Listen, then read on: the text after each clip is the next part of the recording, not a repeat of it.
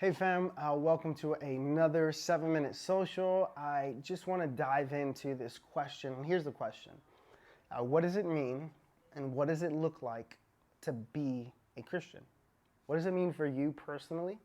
And what does it look like for you on a practical day-to-day basis? What does it look like? What does it mean to be a Christian? Now, I know there's going to be a lot of answers. And a lot of answers are welcomed, and it's good to dialogue and to get different perspectives to see, like, yeah, wow, I didn't see it from that perspective. I can definitely see that that's what it means, or that's what it looks like to be a Christian. But I want to invite you this week to think about that question for yourself personally and write it down. Write it down. What does it mean in my life personally? What does it actually look like on a practical level to be a Christian? Spend some time with that. Think about it.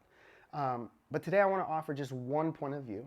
Once again, this is not the only view, and there are multiple different answers to this question. But I just want to offer one answer that we can look at and dissect together. And so I'm going to be looking at Colossians chapter 3, verses 10 and 11. And here's what Paul says. He says, put on, he's writing to the church, right? First century here. First century now Christians, either Gentile Christians or Jewish Christians, right? That's who they were, but now they're coming into this new way, followers of Jesus. And here's what he says. He says, put on your new nature.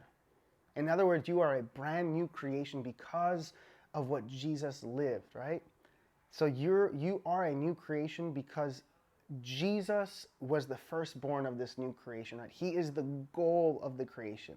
So when we look at Jesus Christ and how he lived, how he showed us to live authentically as human beings who depend upon God and follow God's will and choose to love God with all of our hearts, mind, soul, strength, and to choose to love our neighbors as ourselves. And even further, Jesus would add, love each other as I have loved you. So he's saying, you are this new creation. This is who you are. This is your new nature. You don't fight fire with fire, right? You don't fight hate with hate.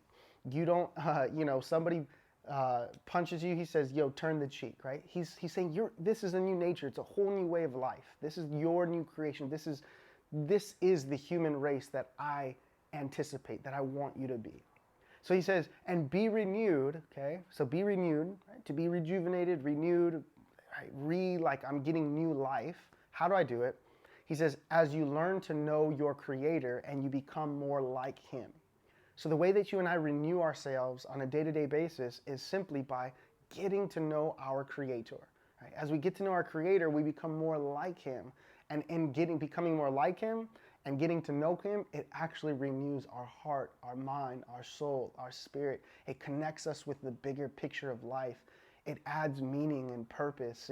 It gives us hope for tomorrow. It allows us to see life in brand new ways. So he says, listen, if you want to be renewed, learn to know your Creator. And as you learn to know Him, you will become more like Him. All right? Now, verse 11. He says, in this new life, this new you, this creation that you are, he says, it doesn't matter if you are Jew or Gentile.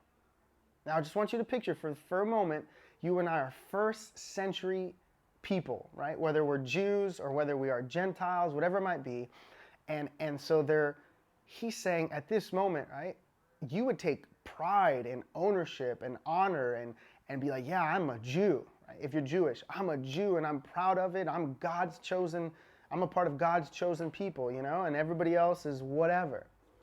And as a Gentile, you might have animosity towards Jews or other nations, or you think that yours is the best way as you serve and worship multiple gods.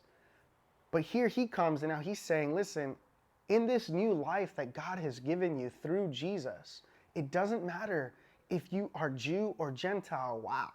Just totally deconstructing what you and I would have, held in high esteem or would have even clung to.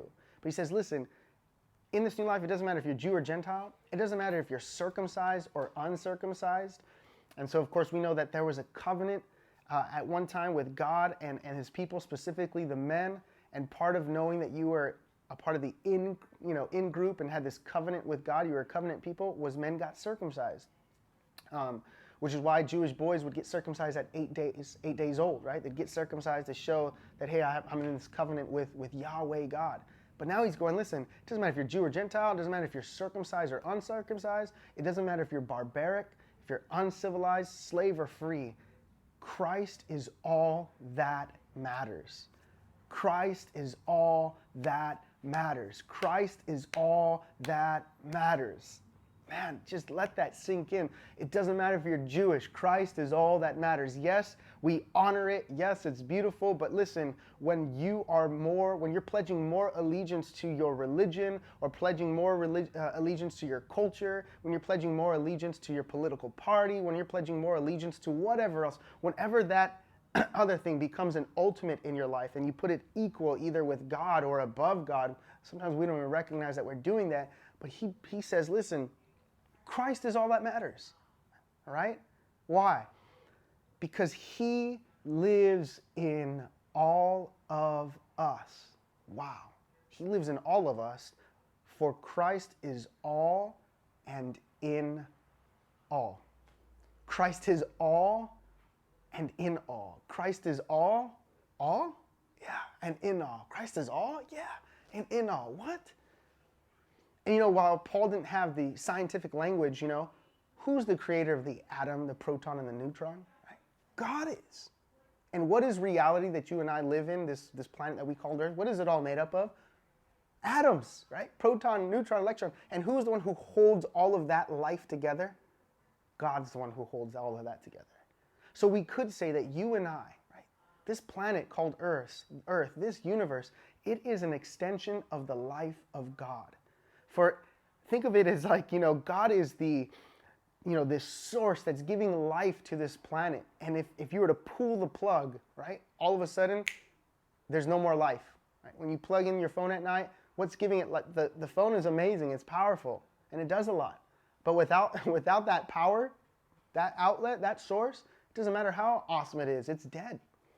And so here he's saying Christ is all and in all. Christ is all in all. So here is what I believe, one of the things that it means to be a Christian. Because it's easy to compare, right? To say you're a Christian, you're not a Christian, you're a Christian, you're not a Christian, you're in, you're out, you're chosen, you're not chosen, right? You're saved, you're not saved. Or it's even easy to compare amongst other Christians or other Christian denominations to say like, you guys are true Christians, you guys are not true Christians, we're the real Christians, you're not the real Christians, whatever. This argument that we kind of go back and forth with. But Paul says, listen, it doesn't matter if any of those things, Christ is all and in all. So here's what I believe, what it means to be Christian. It's not for us to compare and see who's Christian, who's not Christian. It is, if I'm a Christian, then I should be able to see Christ in all. Christ in all. Why? Because Paul says Christ is all and in all. Christ is all and in all. So if I'm not practicing choosing to see Christ in all, then he's inviting us, he's inviting us to say, hey, you're a new creation. In this new creation, the way they look, the way they see, the way they perceive, the way they understand their world is they see Christ in all. They understand that Christ is the one who holds all of reality together down to the atom, right? Down to the neutron, the proton, the electron. And remember when Jesus says in Matthew 25, in that day, there's going to be a separation between the goats and the sheep. And then he will say to those on his right side, come you, who are beloved and blessed of my Father, and enter into the joy of your Lord. And he says, for I was hungry, and you fed me. I was naked, and you clothed me. I was thirsty, and you gave me to drink. Or I was in prison, and you visited me. I was sick, and you came to me. And then those will look to him who were invited to come in, and they'll say, but Jesus, Lord, when did we do those things to you? And he says, I tell you the truth, when you did those things to the least of those people, you are doing it unto me. Why? Because Christ is all and in all. So can you see Christ even in the person who's in prison? Because that's what he says. I was in prison and you visited me. Can you see Christ even in that person who's at the hospital, who's sick right now? But Christ is all and in all. Can you see Christ, right? When there's a couple getting married and there's joy and celebration. Can you see Christ in your child that's running outside on the playground and laughing and enjoying life, right? Can you see Christ Wherever you go, can you see Christ in the stranger at the bus stop? Can you see Christ in somebody in your family, even the person that you don't want to see? You're like, man, I don't like this person. But Paul is saying, hey, Christ is all and in all. And even Jesus himself so identifies with us, his creation, that he says that when you treat anybody with love, with respect, with kindness, you are at the same time simultaneously treating me with that love and that respect. Why? Because I, Jesus says, I am all and in all. I'm in all. So I want to invite you this week to practice, right? Because anything we practice in life, we get good at. And I know it's easy to judge. I know it's easy to exclude. I know it's easy to compare. I know it's easy to put other people down, other faiths, other cultures, other races, other whatever it might be. But if you and I are Christians, and one of the things that I believe what it means to be a Christian is now it's our opportunity to start seeing Christ in all, and also showing by example and sharing that with the world that, hey, we're here to see Christ in all. Because can you imagine if you truly saw Christ in all, how would you treat that person?